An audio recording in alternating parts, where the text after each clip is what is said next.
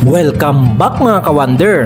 In today's video, pagbibigyan natin ang request ni @jj.ml_files. Ang sabi niya, dito rin sa Tanawan City, Batangas sir, may pagguho sa Sitio Paso sa kamahabang buhangin ng Barangay Maria Paz. Sana'y mapuntahan nyo. Kapag napuntahan nyo yun, lakad pababa rin kayo doon pero hindi singhaba siguro ng lumampaw. Pwede kayo magparking doon sa Latanawan Resort. May magtuturo rin sa inyo papunta doon. Salamat. Naku! @JJ sir, sigurado ka bang hindi kasing haba ng lumampaw? Dahil ang daan na palusong sa lumampaw ay para sa mga nagpepenitensya. Medyo pagpababa okay pa. Pagpaakyat to, masakit na to sa tuhod. At may kaparehas din na request. Ito ay galing kay @Maxima Silva -N1P. At ang sabi niya, boss, malapit din po dyan sa Shaten yung may landslide, Maria Paz, Sitio Mahabang Buhangin. Speaking of Sitio Shaten mga ka-wonder na ginawa natin ng vlog 3 weeks ago, masasabi kong ito ang pinakamaganda sa lahat ng sitio na nabisita ko sa Batangas. Sayang nga lang at sinira ni Christine ang lugar nila. At eto pa pala, kung napanood nyo ang viral video nito mga ka-wonder, napakaswerte natin dahil nakausap natin mismo ang babaeng nasa likod ng boses na ito at na-share sa atin ni ma'am ang pangyayari at paano niya nakunan ang eksenang ito sa kasagsagan ng Bagyong Christine, na kung saan isa ang nasawi sa sitio nila at hanggang ngayon ay di pa rin nahanap ang bangkay na tangay ng flash flood. Isolated pa rin ang Sitio Mahabang Buhangin kaya nagbangka tayo papunta doon. At ang Sitio Paso naman ay madadaanan lang ng motor o pwedeng mag-alay lakad pababa ng bundok kagaya ng ginawa ko. Dahil binanggit ni @JJ ang Latanawan Resort or Eco Park, abay, isinama ko na rin ito sa vlog natin dahil napahanga din talaga ako sa ganda ng Eco Park Resort na ito. Hindi ka lang mabubusog sa ganda ng view, napaka-attentive at friendly pa ng staff dito. At yak kung mabubusog ka din sa sarap ng mga pagkain nila. Take note ka-wonder, sa gala natin ngayon, 3 location ang pupuntahan natin. Latanawan Eco Park, Sitio Paso at Sitio Mahabang Buhangin sa Barangay Maria Paz, Tanawan, Batangas. That is 3 birds in 1 stone. Gagawin natin itong 2-part series para di naman masyadong mahaba. Tara na!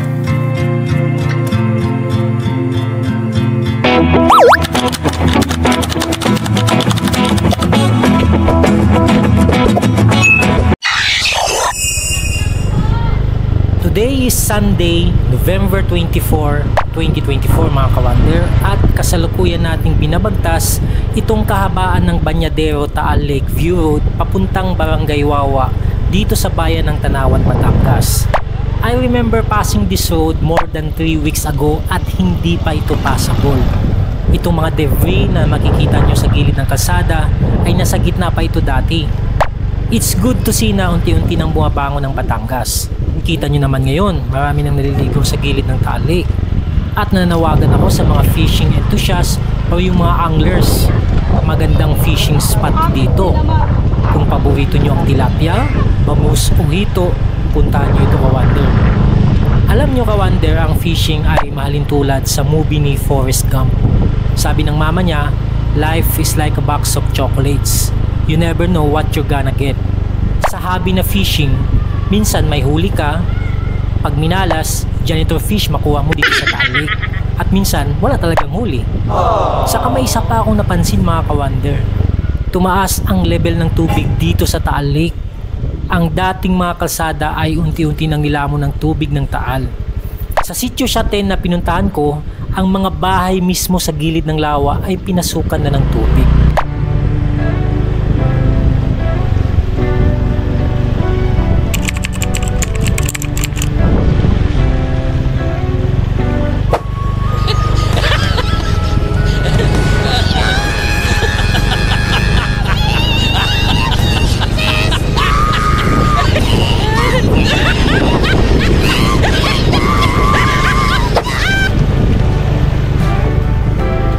Grabe yung baha ah.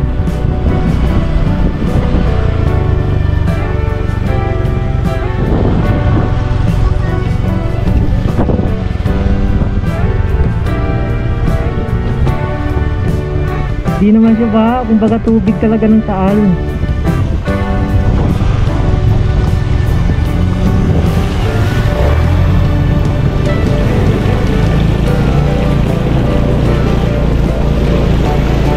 Yun o. Basang-basa na yung sapatos ko. Ay, Diyos ko.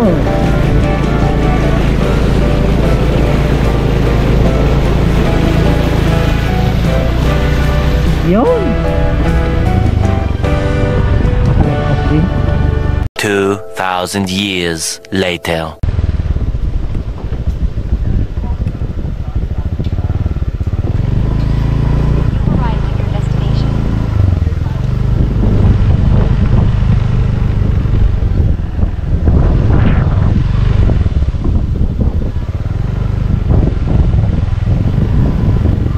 Sarado yata. Close kayo? Open? Close? Open po. Okay, good. Okay, dumating na nga tayo dito sa Latanawan Eco Park mga kawander, ano? Nag-stop over muna tayo dito para mag-breakfast kasi hindi pa tayo nakapag-breakfast eh. Sana all. So mga kawander, ano, malapit na lang dito yung ano, yung location na kung saan pupunta natin mamaya at kukumustahin natin kung nalinis na ba o okay na ba yung lugar nila, na landslide sila o nabaha sila. Actually wala pa akong ka-idea mga kawander, ano. Malalaman ko pa lang pagdating ko mamaya. What's good and bad about this place? Unahin na natin agad ang bad. Sorry to say, sa mga naghahanap ng budget meals, this place is not for you. If you look at the menu, mapapansin mo na medyo pricey ang food nila. But na-compensate naman ang price niya, which is the good side of this place. Ang maganda nitong location, the ambience, cleanliness, free parking for guests and customers, accessibility nito dahil along the road lang siya.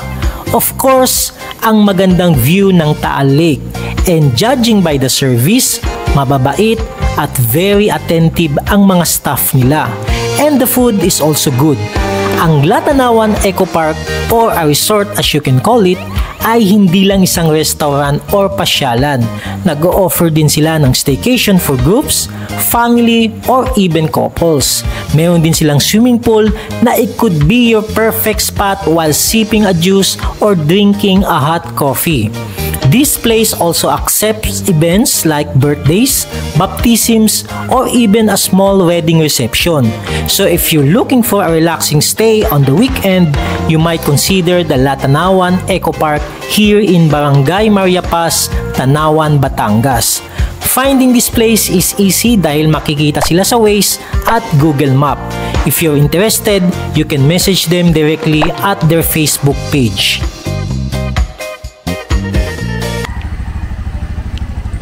So mga ka-wonder, no? From here, Latanawan Dining Events, Latanawan Eco Park, lalakarin natin tong palusong na daanan papunta doon sa sityo ng pinangyarihan ng landslide at baha. Ito pala dito Barangay Maria Paz. So ganito pa yung itsura ng daanan nila, no? May mga lupa pa dito sa sementadong daanan nila. Ay, kung napansin nyo, oh, may landslide pa dito, oh.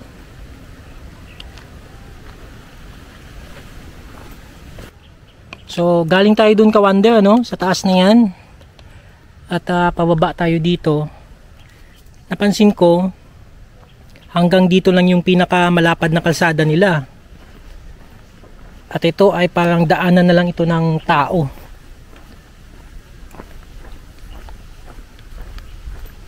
Committed na yung daan. At dito naman sa kaliwa ko mga ka-wonder, tingnan nyo.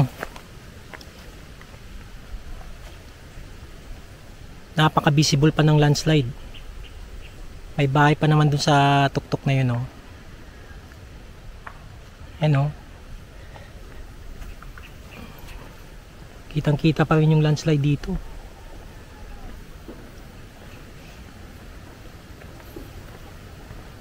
Maganda lang ang view dito kasi overlooking yung Taal Lake.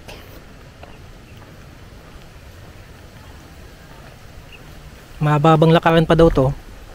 So tingnan natin kung hanggang saan aabutin na naman tayo ng alay lakad na ito. So pagdating naman dito banda, wala na yung sementadong pathway, lupa na ulit.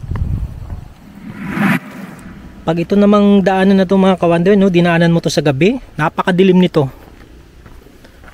Wala kang makitang mga street lamp, walang poste akong nakita ng kuryente dito.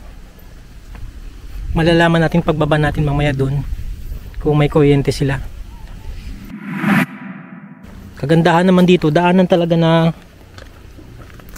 kalsada na parang pathway lang na maliit, pero hindi siya parang hagdanan kagaya dun sa lumampaw na binabaan natin na napakahirap, 1,500 steps. Dito naman medyo matawik nga lang, oh. Delikado to, madulas. Ayan, medyo matawik tong pababa na to mga kawander, ano. Dahan-dahan lang tayo kasi ang pinakadulo niya ay bangin ka agad.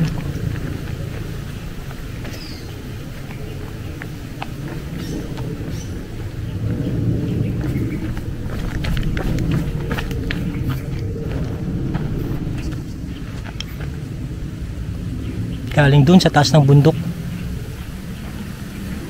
So hindi na natin i-try apakan yung area na yan dyan kasi baka malambot pa yan, biglang gumuho. Saka dito sa kaliwa ko. So ito na yung kadugtong ng ano doon, ng landslide. Dito nagbagsakan lahat, oh. Delikado to dito, oh. Konting-konti na lang itong daanan, no? Guguho na.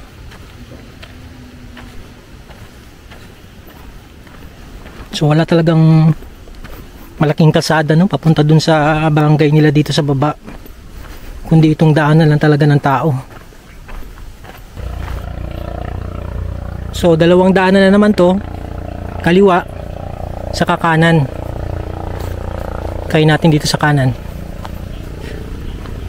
kasi parang ito yung dinadaanan ng mga motor, eh, oh. Ang mahirap daanan, ano. Kung gamitin mo yung motor mo dito, kailangan medyo skilled ka kasi napaka kitid ng daanan. So may bangin tayo dito sa kanan banda. Dito tayo banda pumuesto sa may pinakakaliwa. Halos guguho na rin pala talaga itong sementadong daanan na to, oh. Konting-konti na lang, bibigay na.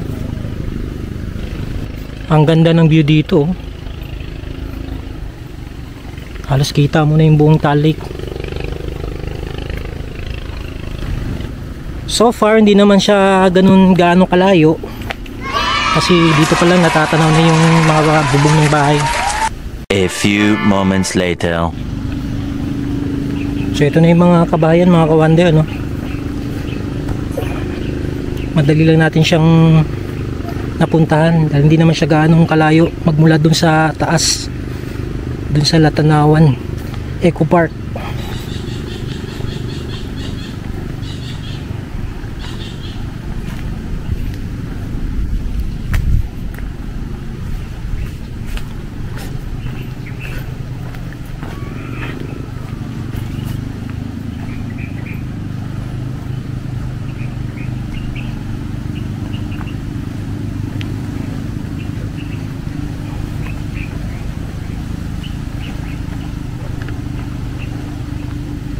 Parang walang tao.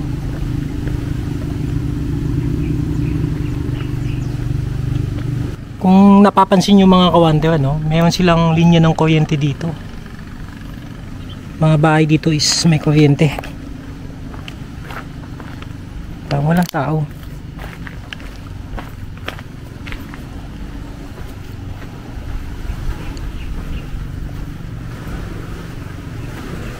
Ayun, may tao.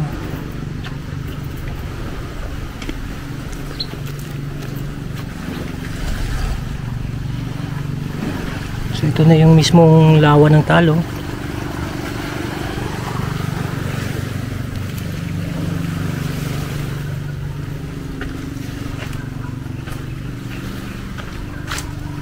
Pero kukunti yung tao dito.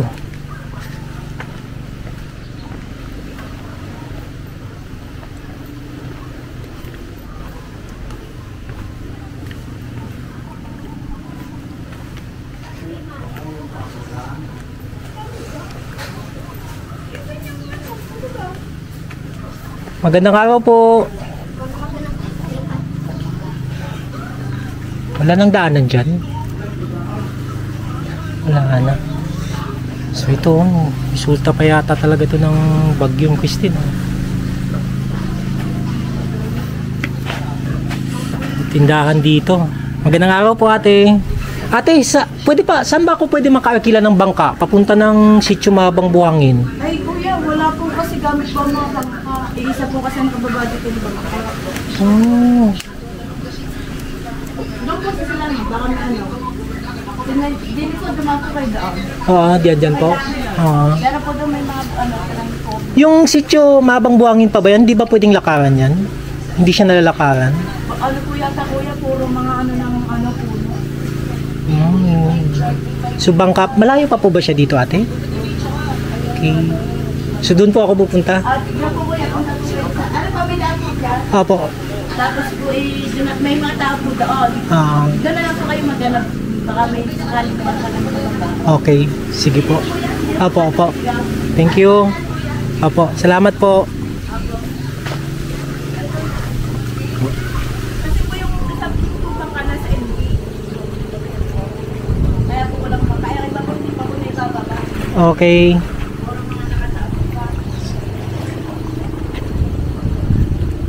So para makapunta tayo dun sa Sitio Mabang Buhangin mga kawander, kailangan nating magbangka.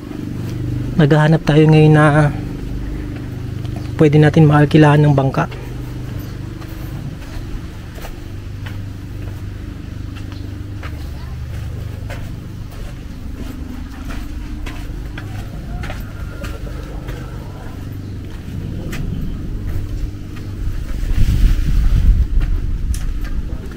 Magandang araw po. Kuya, saan ako makapag-alkila ng bangka papuntang mahabang sitio, sa Sitio Mabang Buhangin po? Dito po. Sige po, salamat. Kahit dito, mayroon din pala talagang nadaanan din pala talaga to ng ng landslide yung lugar nila.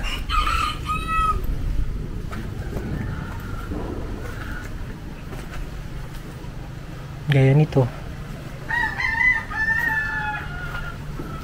Pinasok talaga tong bahay na to, oh.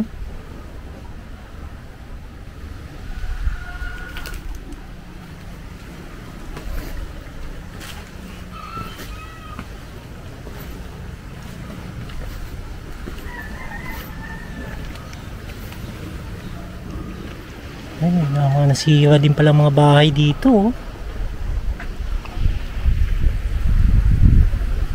Kaling dun sa bundok din ito.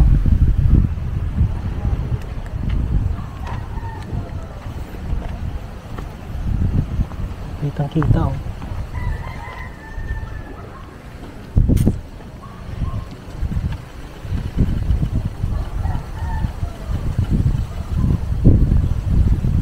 Laki ng bato. So nandito pa yung mga natira dun sa landslide, oh. Tangay. Pati yung bubong ng bahay na to, mga kawander.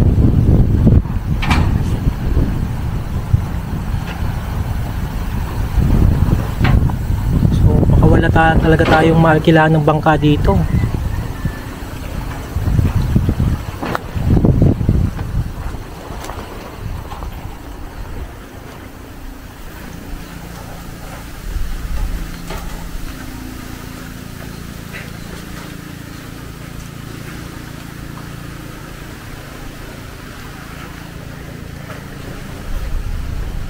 So walang yung ibang mga bahay dito, kawander, ng taong nakatira.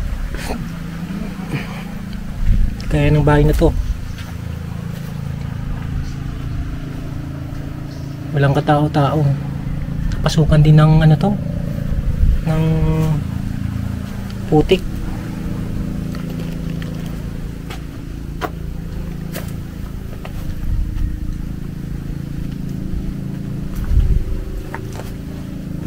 Siya oh.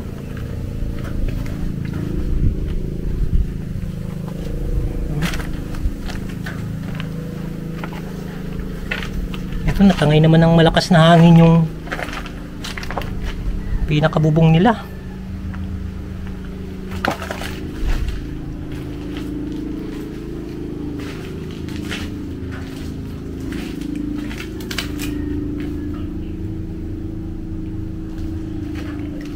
Akala ko may daanan sa ano, palabas sa kusina, wala. Naiwan na lang talaga dito yung mga gamit oh.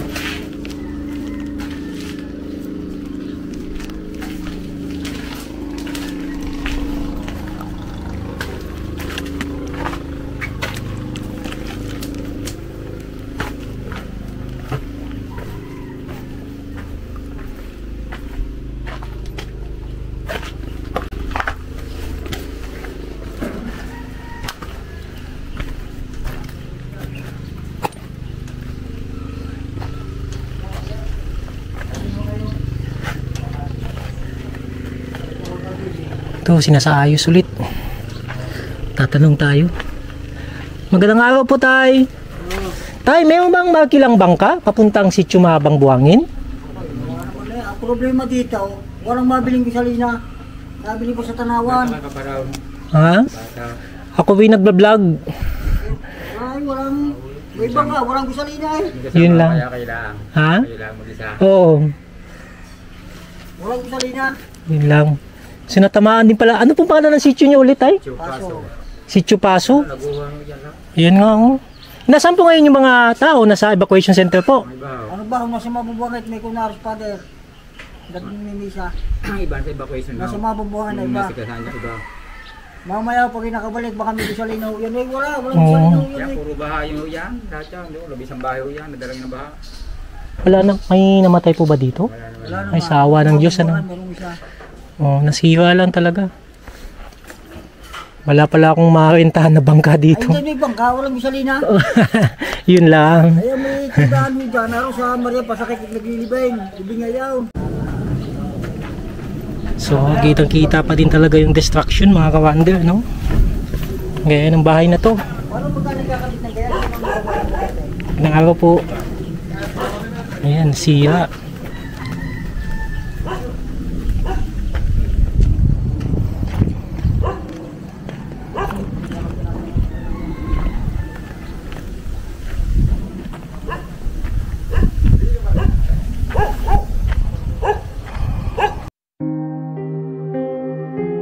Gaya ng pagkasabi ng isang residente na nakausap natin kanina, ay 11 bahay ang natangay dito sa Sitio Paso.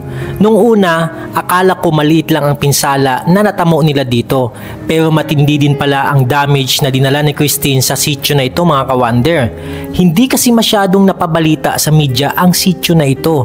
At least ngayon nasilip natin ang sitwasyon nila, na kahit mahigit 1 buwan na ang lumipas ay bakas pa din ang pinsala na dala ni Christine. Sa tingin nyo, ka-wonder, kailangan pa ba nilang manatili sa lugar na ito o kailangan na nilang lumipat? Let me know in the comments below. Ang next objective natin ngayon is paano natin mapuntahan ang Sitio Mahabang Buhangin, na ayon sa mga balita ay mas malala ang pinsala na naranasan nila nung kasagsagan ni Christine. Antabayanan nyo ang continuation ng gala natin ito, mga ka-wonder. Don't forget to like, share, and subscribe.